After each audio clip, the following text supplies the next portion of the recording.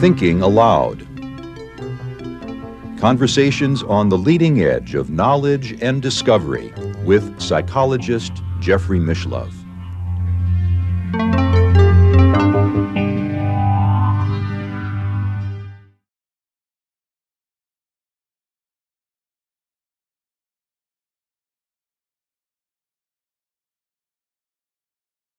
I remember my grandfather, he grew up in an era where the horse and buggy was common, and he lived to see the man on the moon.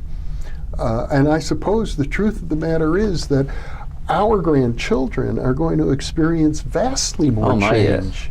Yes, and in much the same way as when your grandfather was a child and was doing horse and buggies, and if you told him you were going to take rockets to the moon, he wouldn't even know what you were talking about.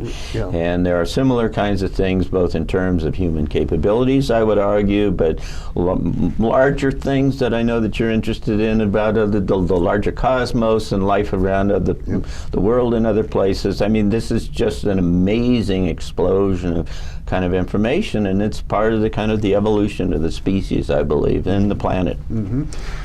I would imagine that a large part of the work of a futurist has to do with the potential preparation that is necessary for huge changes, disasters that might come. Yeah, it might be that.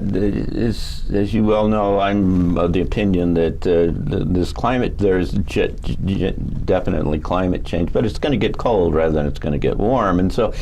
Well, that's a wonderful example of being able, if you had that in your mind beforehand, that you could start to think about what you might do in that case. Yeah. On the other hand, you're in a space where you can't anticipate and where things are likely to happen and breakthroughs and stuff. I mean, I'm working on projects that have the potential of levitation and over-unity energy and things that just blow the pins out from underneath a lot of the big, and so you don't have a way to necessarily anticipate those things, but what you need to do is be able to get to the place where you can dance, where you can adapt, where you can adjust to anything, and where you are open enough that you can see the incoming kind of indicators that point toward something else happening, because if you don't do that, then you're locked and you can't move.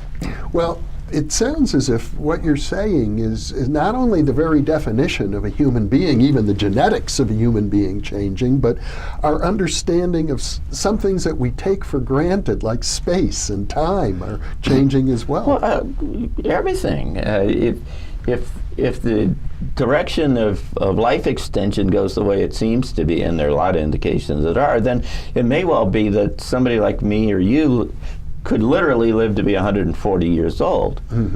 Well, what does that mean? I mean, that's crazy, because every system on this planet is built for us all to kick off at 70 or 80 or 90 years old, and all the economic systems and all the governmental systems and the financial systems and everything else have these givens about who we are as human beings and what happens and how long we live in that particular case. I know there's a British scientist who you have referred to who's working in this area, and as I recall, he said several years ago that the first person to live to be 1,000 is now just turning 60. Yeah.